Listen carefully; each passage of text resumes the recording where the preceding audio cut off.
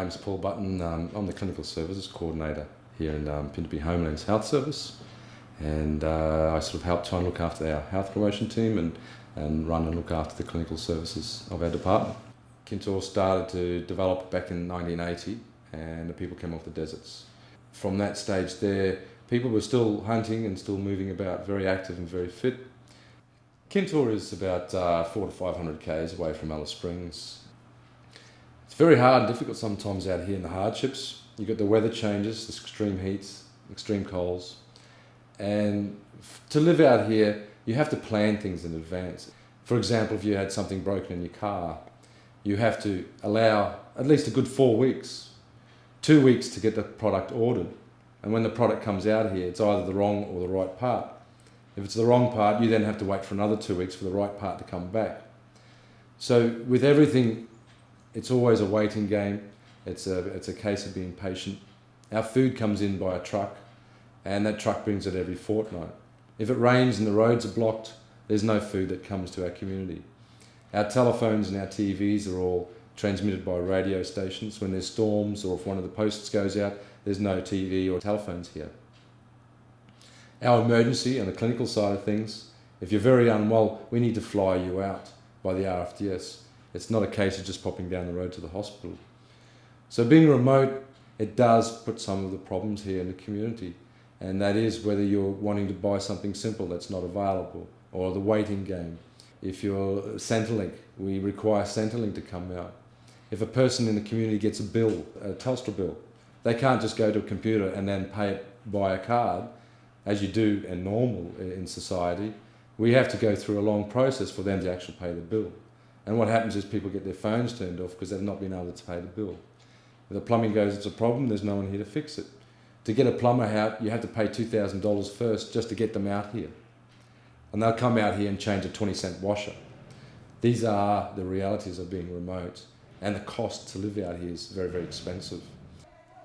My name is Marlene Nambijanba Spencer. We are really hard time. 1982 or 3 we shipped here. That was no clinic, no houses, no medicine, no good food, no vegetable, not enough meat. People used to get diarrhea, sick. We'll sit on ampies and washing clothes in the hand pump. But sister comes every fortnight coming from Bopanye. No store where now 10 hours, that's a little store. But now we are lucky. We got a new clinic, healthy house, childcare, PlayStation, school, now renal. Good things. Here in Kintore, Sunday is usually our day when people go hunting, and during the week people still utilise the store. The store is the cupboard in the fridge, and so people are there accepting and going and buying breakfasts and lunch and what have you. A lot of the canned foods and a lot of foods that we have available over the years, people have been eating those foods. With our introduction of health promotion, we want to see alternative cooking styles. We're also wanting to promote culturally that hunting is very important. A variety of foods, and that kangaroo, malu, maku, witchetty grub, that they are still available when people do attend that. Going out and hunting is an exercise program, and we promote that with our health promotion. It's seen that in the traditional times, all those foods are high and potent, full of vitamins and minerals, as well as your proteins. The foods that we have today are full of salt and a lot of canned foods that don't have that. And I feel that change from eating fresh food and exercise at the same time to now to canned foods and higher salty fat foods has obviously increased the problems of diabetes, cholesteremia, high lip fat in the blood levels, and ongoing problems.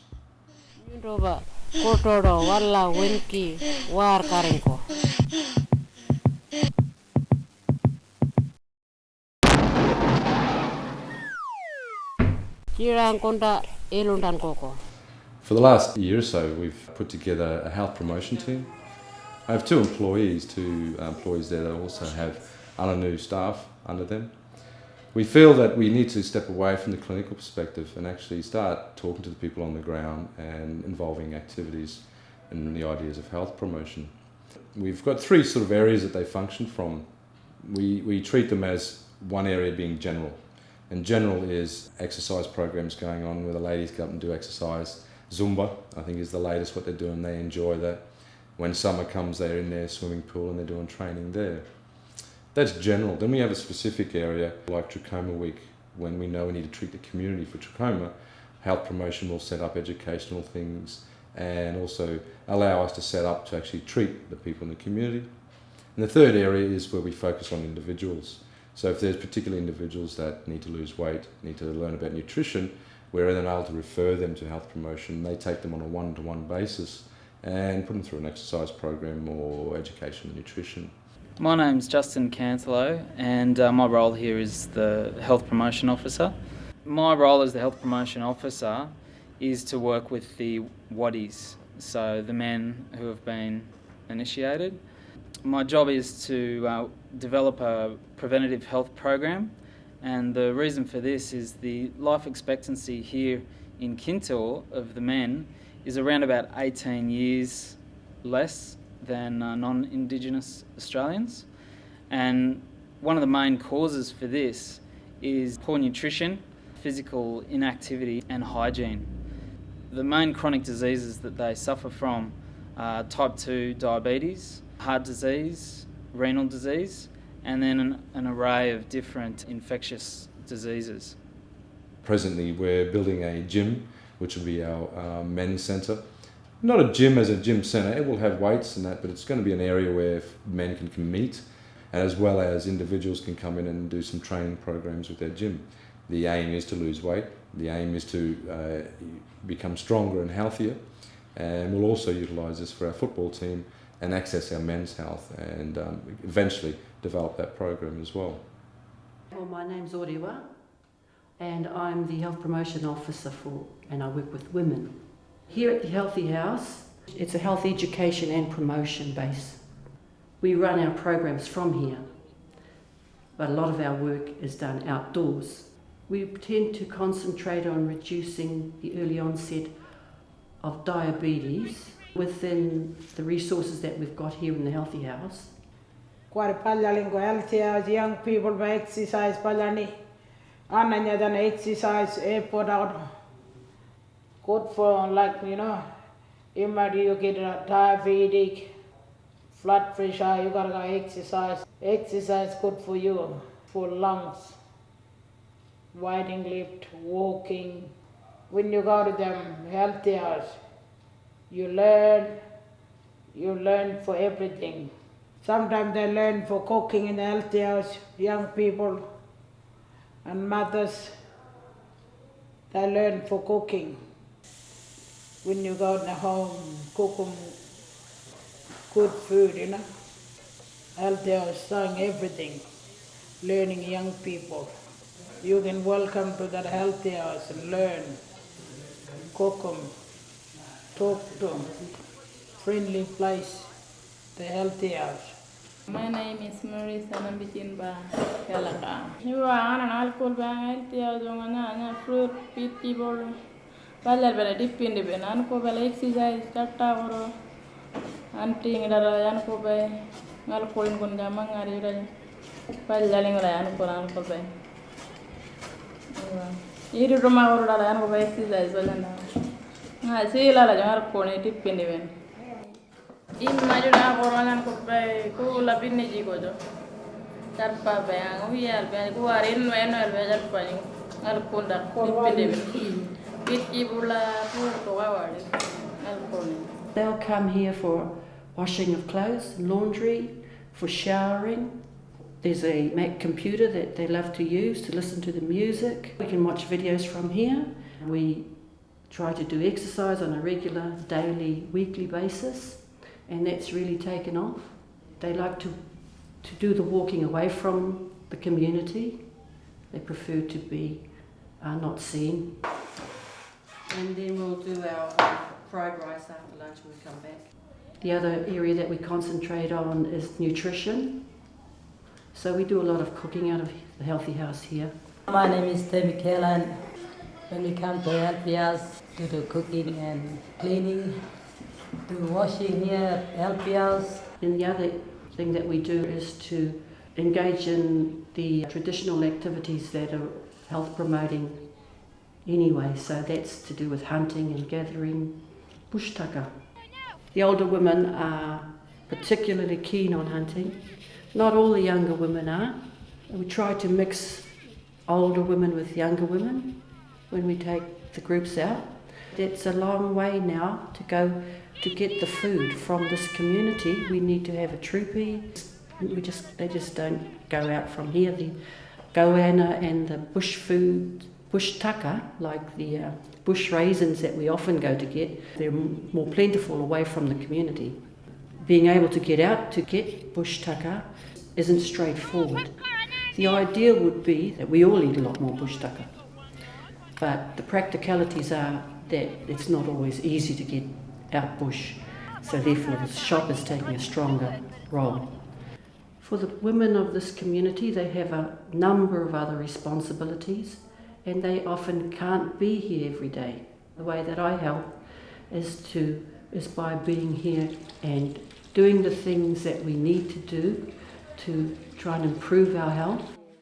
We've got a program here that we follow most of the time, but of course we're very flexible with it in some areas, and that's because each day is different in Kintore, and the idea is to roll with what the priorities of the community are on a daily basis, and they tend to change on a daily basis. One of the big impacts on the program could be sorry time, which is when there's been a death of a community member. And when that happens, the community's priority is to that family and to that person's memory, and they will go away and camp away for a number of weeks. And when there's sorry camp or something like that on, the women will opt for indoor exercise as opposed to going out to do walking exercise. So to make it a little bit easier for all of us, we've put a program together. The education is in like planning, shopping, health education. Where we source our food from is a big thing. So we either source it these days from the shop, and that means that we need to discuss what sort of food there is in the shop, which food is high in sugar, and avoid it as much as possible. The community are very, very mindful of the need for lots of veg and fruit in their diet.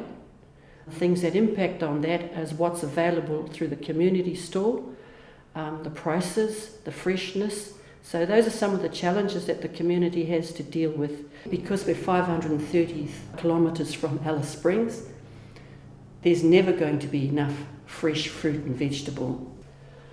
The other area that we could source food from is gardening or growing our own vegetables. Gardening is not part of the tradition, it's a new idea. So the idea of just growing foods in small containers, it's much more manageable and higher chance of success, because it's important to feel successful in trying out new ideas.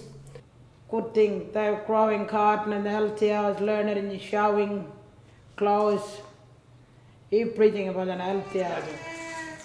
Carrots, so that these are some orange. While the program's running, I'm also training staff, and with the hope that one day, and not too far away, that there'll be staff who will themselves, people from within the community who will feel that they can confidently run the healthy house themselves. That'll be the ideal. The health promotion unit, we feel, has been successful to this point in that we started introducing the importance of water and fruit and vegetables.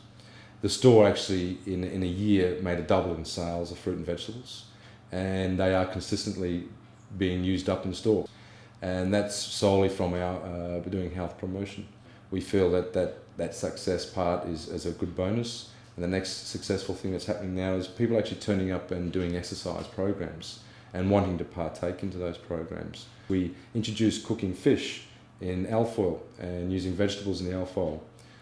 We have to adapt cooking from a stovetop to actually how the people cook still here, and that is by the fire. People now actually buy fish from the store and prepare that fish with vegetables and cook it on the fire, as opposed to using a stove situation. We now know that fish is being sold. That is a behavioural change, and that is where we're able to measure what information we're getting across. Mangare pala ngalkura.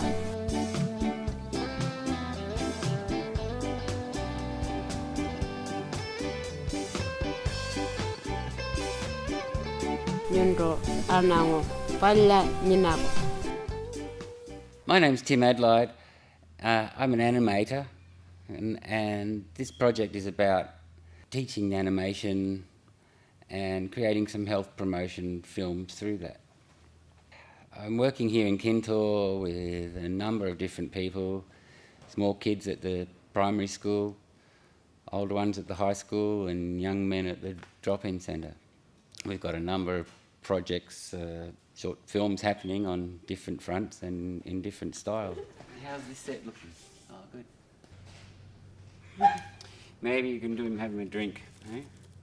Here at Yarara College in their shed that they're allowing us to use, which is a really nice spot. And behind me I've got this set that we've put together with the kids, and in here we can capture a lot of the exterior scenes. And then the next time you put him like this, and then back like that. We've got a little bush, we've made some little houses we can set up town. We've got little cars, which the guys love animating with those.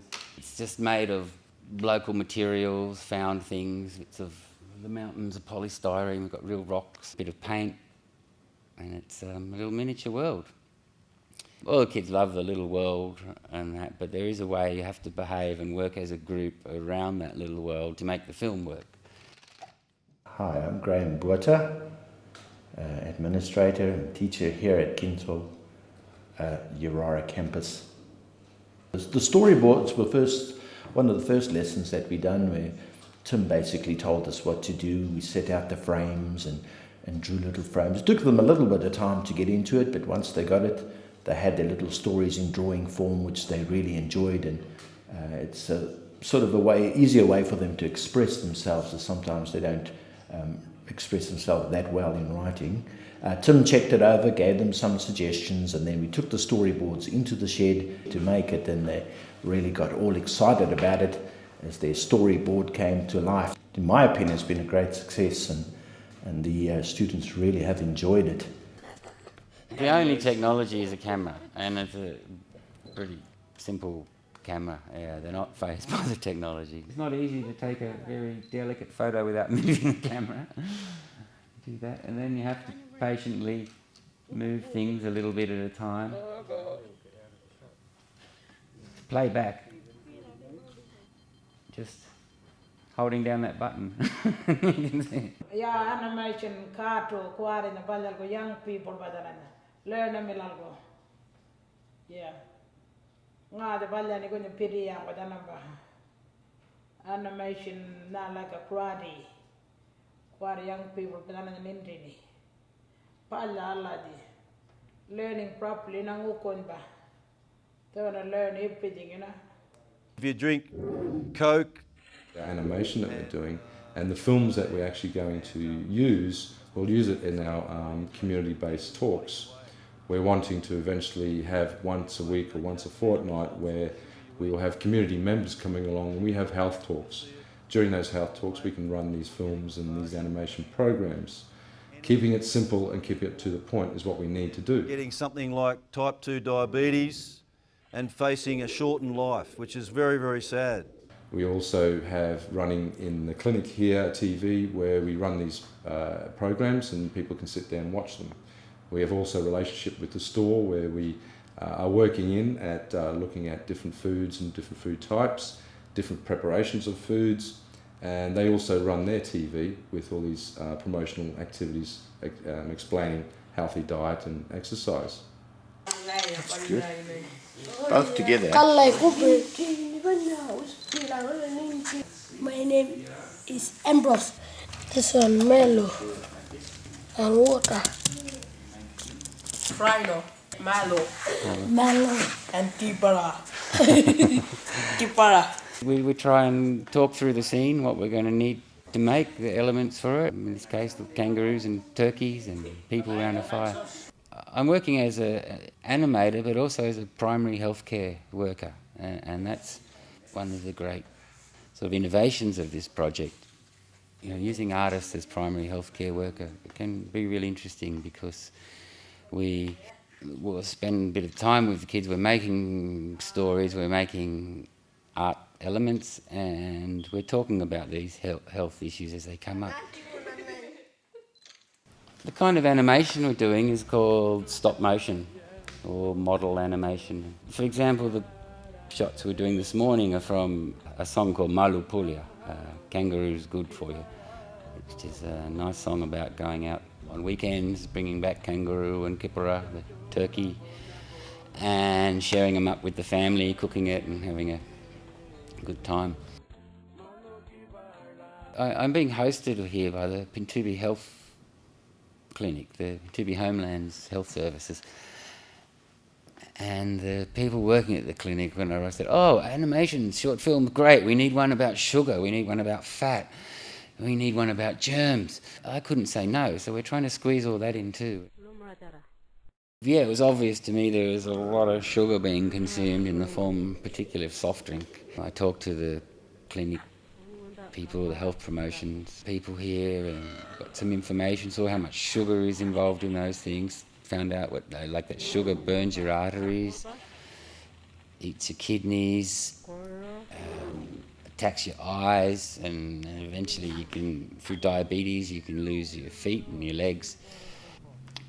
So there was some good graphic material there to depict. The animation shows in a comic way how the sugar is bad and how much is in there, and that really what drinks and what foods don't have it in there. And we're looking for people's response and behavioural change.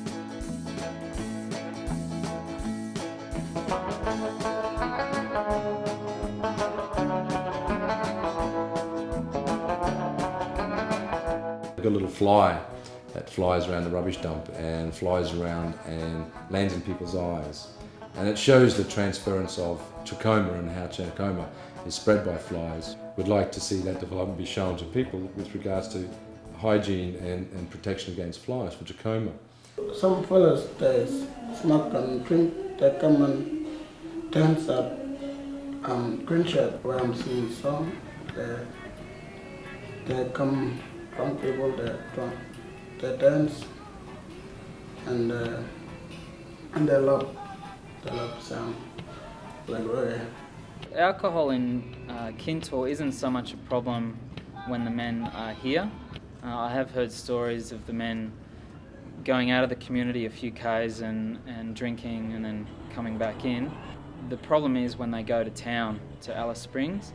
They, from what I've been told, go into town, get drunk and sometimes get into trouble and fights, and that's where alcohol can be a problem, the binge drinking. Alcohol and drug problems in the community are not as bad as they used to be.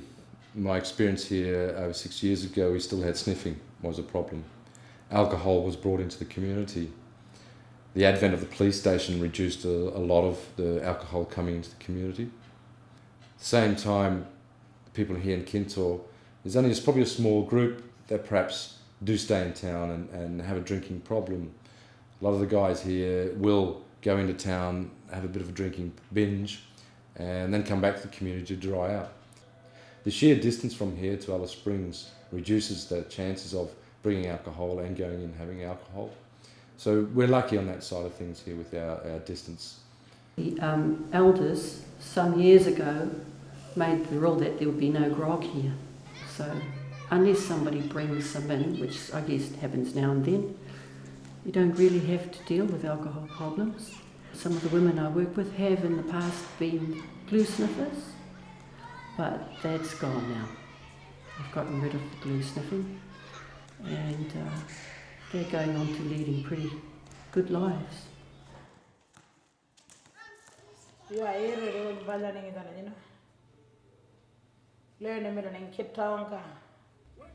and one majutanya man marwana learn me na but kwari young one ajutanya now teach me like japo nganga young one ajutal bijana teach me like learn me like with the music clips, one we're making is called Ganja Wea. It's about grog and ganja, leave it alone, some of the problems it causes. So I sat down with the songwriter, Solomon, and we went through it, best you could, translating the song so I understood what it was about, and sat down on paper and kind of storyboarded out some concepts and scenes that might suit that song.